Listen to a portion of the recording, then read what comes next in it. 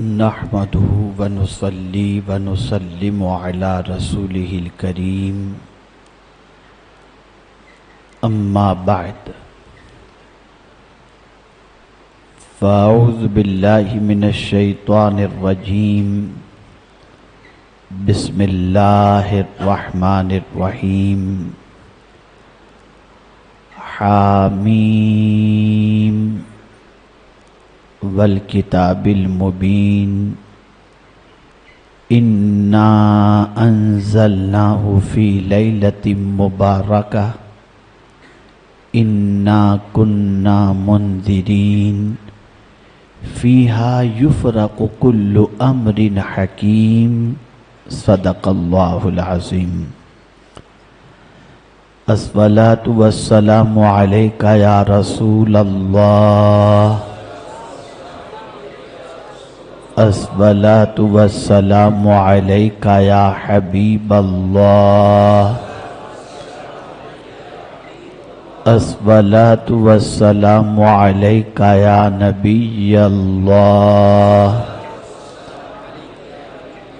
الصلاة والسلام علیک یا نور اللہ،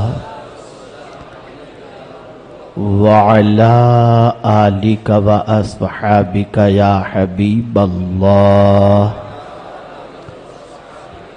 صلی اللہ تعالی علیہ وسلم۔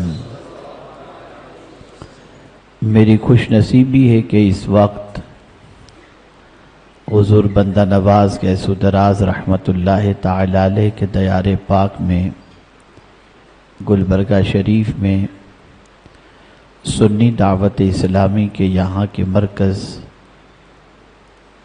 مسجد امام اعظم میں مجھے کچھ لب کشائی کی سعادت حاصل ہو رہی ہے۔ وقت بہت کم ہے، سفر طویل تھا، 5-10 منٹ میں کچھ مفید باتیں آپ کی سماعتوں کے حوالے کروں تاکہ ان باتوں پر عمل کرنے کے بعد ہم اللہ رب العزت جل جلالہ کی بارگاہ سے پروانۂ مغفرت اور مزدِ بخشش حاصل کر سکیں۔ اللہ رب العزت جل جلالہ نے چند راتیں ایسی بنائی ہیں کہ ان راتوں کی عظمت آقا کریم صلی اللہ علیہ وسلم نے مختلف پیرائے میں بیان فرمائی۔ آپ میں سے ہر کوئی شخص کسی نہ کسی مسئلے کے سلسلے میں اللہ کی بارگاہ میں دعا کرتا ہے۔ کچھ لوگ ایسے بھی ہیں جو صرف عبادت کو فوقیت دیتے ہیں اور دعا کو اہمیت نہیں دیتے۔ آپ دیکھتے ہوں کہ بعض مساجد میں چلے جائیے آپ تو وہاں سلام پھیرے اور سیدھے اٹھ کے نکل گئے، دعا ہی نہیں کرتے۔ جبکہ آقا کریم صلی اللہ علیہ وسلم کے 2 ارشادات ہیں۔ ایک ارشاد تو یہ ہے کہ الدعاء مخ العبادہ، دعا عبادت کا مغز ہے، اور ایک مقام پر رحمت عالم صلی اللہ علیہ وسلم فرماتے الدعاء هو العبادہ، کہ دعا ہی عبادت ہے۔ دعا کیا ہے؟ مانگنا ہے، لیکن کتنا فرق ہے، کسی انسان سے دوستی خراب کرنی ہو تو اس سے کچھ مانگ لو، زندگی بھر کی دوستی خراب ہو جائے گی، لیکن اے میرے کریم تیری عظمتوں پر قربان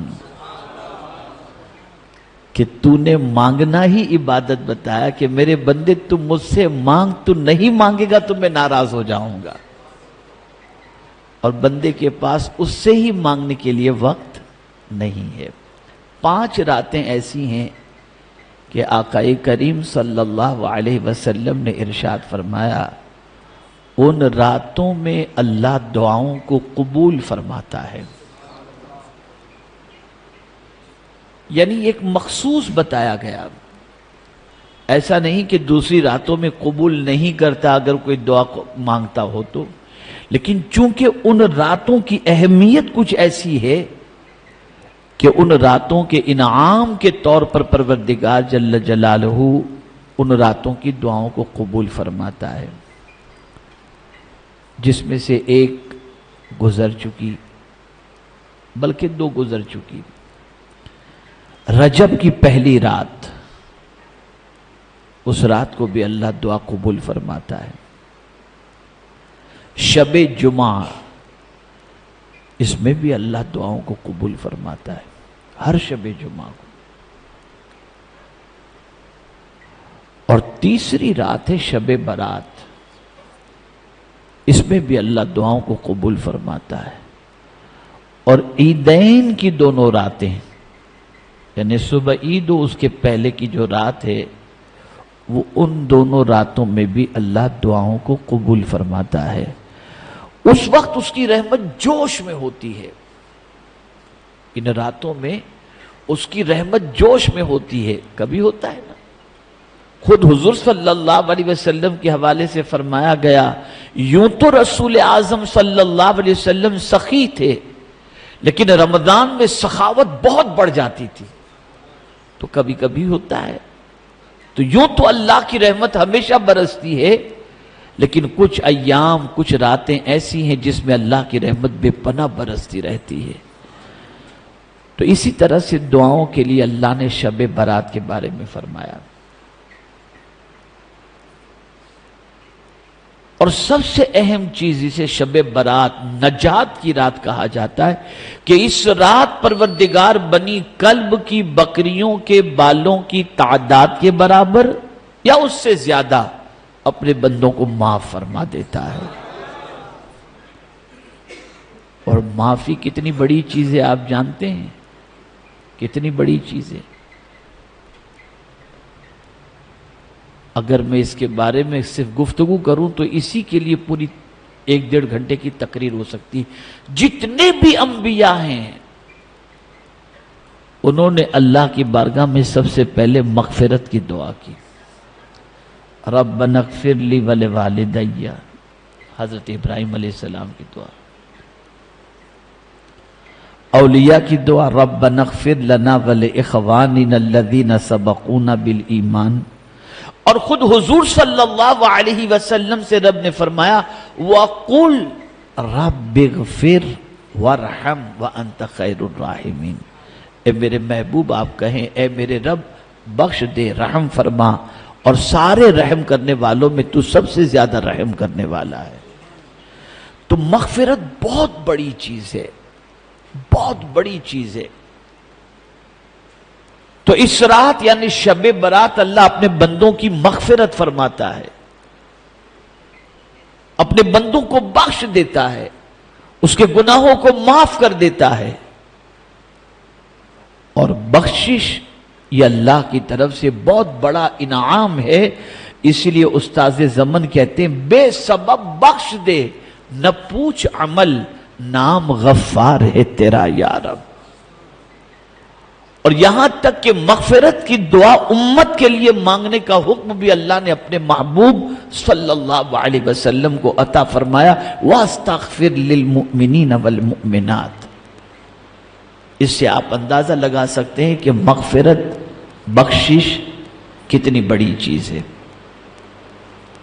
لیکن شب برات کے حوالے سے اللہ کے رسول صلی اللہ تعالی علیہ وسلم ارشاد فرماتے ہیں، بنی کلب کی بکریوں کے بالوں کی تعداد کے برابر یا اس سے زیادہ اللہ اپنے بندوں کی مغفرت فرماتا ہے، لیکن کچھ بندے ایسے ہیں جن کی مغفرت اس رات کو بھی نہیں ہوتی۔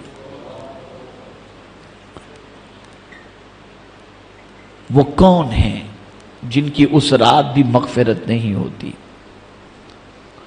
مختلف احادیث کے اندر مختلف تعداد بتائی گئی ہے، لیکن 2 چیزوں کا ذکر حدیث شریف کے اندر تقریباً ملتا ہے۔ ایک مشرک کے بارے میں کہ اللہ تعالیٰ اسے معاف نہیں فرماتا، اور دوسرا اس مومن کو معاف نہیں فرماتا جو دو مومن آپس میں ایک دوسرے کے لیے سینے میں کینہ رکھتے ہوں. سرکار فرماتے، اللہ فرماتے ان کو ان کے حال پہ چھوڑ دو.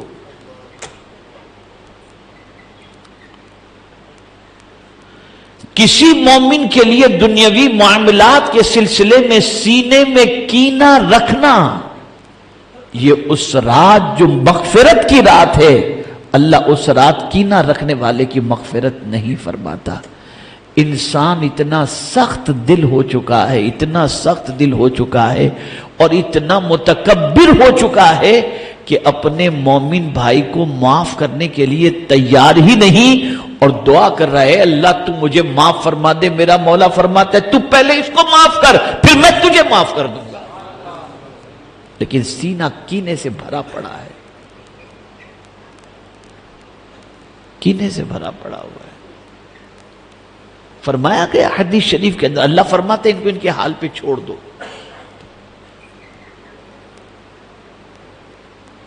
اعلی حضرت عظیم البرکت امام عشق و محبت کے حوالے سے حضور صدر الشریعہ علیہ الرحمہ ارشاد فرماتے ہیں کہ 14 شعبان سے پہلے اعلی حضرت عظیم البرکت اپنے گھر پر مسلمانوں کو بلاتے اور فرماتے شب برات سے پہلے گلے مل لو، تم ایک دوسرے کو معاف کرو، خدا تم کو معاف فرما دے گا.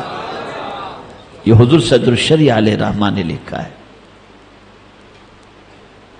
آپ نہیں جانتے کہ مغفرت سے اگر کوئی بندہ بچ گیا، یعنی اگر کسی کی مغفرت نہیں ہوئی تو مارا گیا وہ. پھر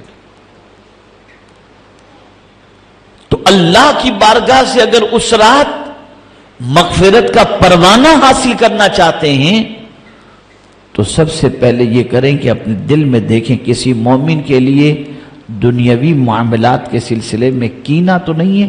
اگر کینہ ہے تو پہلے صاف کرو، جا کے ملو، بھائی میں نے تجھے معاف کیا تو مجھے معاف کر، اور ایک دوسرے معافی تلافی کر لو تاکہ سینہ کینے سے پاک ہو جائے تو مولا عز و جل مغفرت کا پروانہ عطا فرمائے.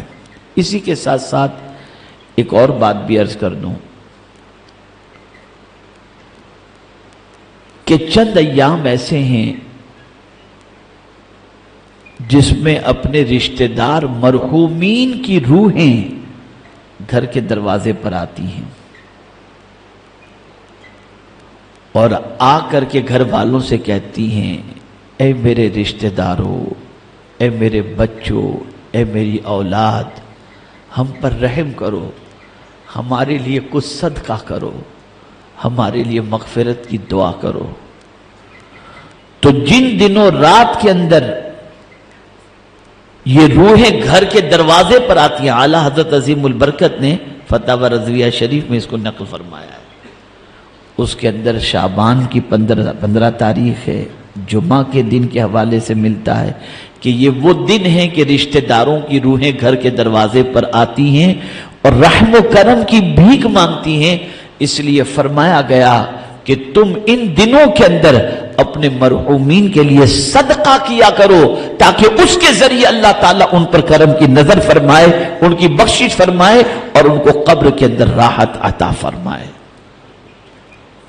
اور اسی کے ساتھ ساتھ میرے پیارے آقا صلی اللہ علیہ وسلم کے پیارے دیوانوں، شب برات بائک لے کر بھٹکنا، ہوٹلوں میں کھانا کھانا، گیم کھیلنا، ہنسی مذاق، کہے لہو و لعب، اگر کوئی اس میں ملوث ہوتا ہے تو سمجھ لینا چاہیے کہ اس کا دل بے پناہ گناہوں کی وجہ سے سخت ہو چکا ہے.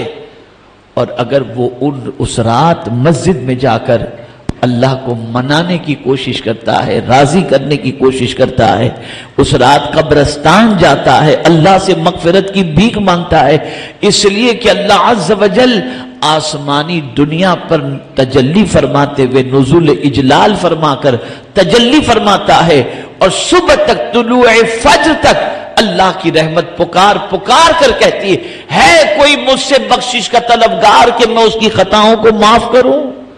ہے کوئی روزی کا طلبگار کہ میں اسے روزی عطا کروں؟ لیکن چند کم نصیب ایسے بندے بھی ہیں جو اس مبارک شب کے اندر بھی کھانے پینے، لہو و لعب، چائے قہوہ، مستی مذاق، اس کے اندر اپنا وقت گزارتے ہیں، تو ان چیزوں سے اپنے آپ کو روکو، اور وہ رات جو زندہ کرنے والی رات ہے، دلوں کو زندہ کرنے والی رات ہے، عبادت میں رات جاگنے کے لیے ہے، اس رات کی قدر کریں، اور اپنے لیے، اپنے مرحومین کے لیے، مومنین و مومنات کے لیے مغفرت کی دعا بھی کریں، اور اسی کے ساتھ ساتھ قبرستان جا کر کے مرحومین کے لیے مغفرت کی دعا کریں، ان کے لیے ایصال ثواب کریں، اور یہ ہمیشہ کا معمول بنا لیں، جمعہ کے دن خاص طور پر اپنے مرحومین کے نام سے کچھ نہ کچھ صدقہ کر دیا کریں، تاکہ ان کو قبر کے اندر راحت کی دولت نصیب ہو جائے۔ میں جانتا ہوں 3 بجے یہاں پر خطبہ ہوتا ہے، وقت 3:10 ہو چکے ہیں۔ اللہ رب العزت جل جلالہ کی بارگاہ میں دعا ہے کہ رب قدیر آقا کریم صلی اللہ علیہ وسلم کے صدق و طفیل مجھے، آپ کو، سب کو شعبان المعظم کی برکتوں سے مالا مال فرمائے، اور شب برات جن لوگوں کو اللہ تعالیٰ بخشش کا پروانہ عطا فرمانے والا ہے، ان بخشش کے پروانہ پانے والوں میں اللہ ہمارا بھی شمار فرمائے۔ اور اسی کے ساتھ ساتھ چند کام شب برات میں کرنے ہیں، ان میں سے ایک کام پہلا تو یہ ہے، عشاء کی نماز اور فجر کی نماز جماعت کے ساتھ پڑھیں۔ دوسرا کام یہ ہے، رات کو کثرت سے نوافل پڑھیں، لیکن اگر نمازیں پہلے قضا ہو چکی ہیں تو پہلے قضائے عمری پڑھیں، اس لیے کہ جس پر قضا ہو اس کی نفل اللہ قبول نہیں فرماتا، تو پہلے قضائے عمری، چاہے جتنی رکعت اللہ توفیق دے۔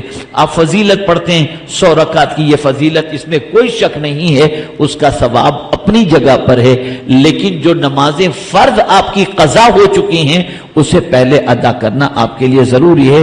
اس پر ادا کرنے پر اللہ عز و جل نفل ادا کرنے سے زیادہ ثواب ادا فرما دے گا اور کرم کی نظر فرمائے گا۔ اسی کے ساتھ وہ رات خوب دعاؤں کے اندر گزاریں، عبادت میں گزاریں، نماز کے اندر گزاریں، تلاوت میں گزاریں، اور سب سے زیادہ جو چیز اس رات کو مانگنی ہے وہ یہ ہے کہ اللہ سے بخشش کی بھیک مانگو، مغفرت کی بھیک مانگو۔ میرے پیارے آقا صلی اللہ علیہ وسلم کے پیارے دیوانوں، جو بخش دیا گیا اس کے لیے نجات ہو گئی، اس کی دنیا اور آخرت دونوں سنور گئی۔ اللہ رب العزت جل جلالہ آقا کریم صلی اللہ علیہ وسلم کے صدق و طفیل مجھے، آپ کو، سب کو اللہ اور اس کے رسول کے ارشاد پر عمل کرنے کی توفیق عطا فرمائے۔ میں سب سے پہلے آپ تمامی حضرات سے عرض کروں گا، جانے انجانے میں میری طرف سے کوئی آپ کی دل آزاری ہوئی ہو تو آپ مجھے معاف فرمائیں، اور میں بھی آپ تمامی حضرات کو معاف کرتا ہوں۔ اللہ تعالی ہم سب کے سینے کو پاک فرما دے کینے سے، اور ہم سب کا سینہ مدینہ بنا دے۔ وما علینا الا البلاغ المبین۔ السلام علیکم ورحمۃ اللہ وبرکاتہ۔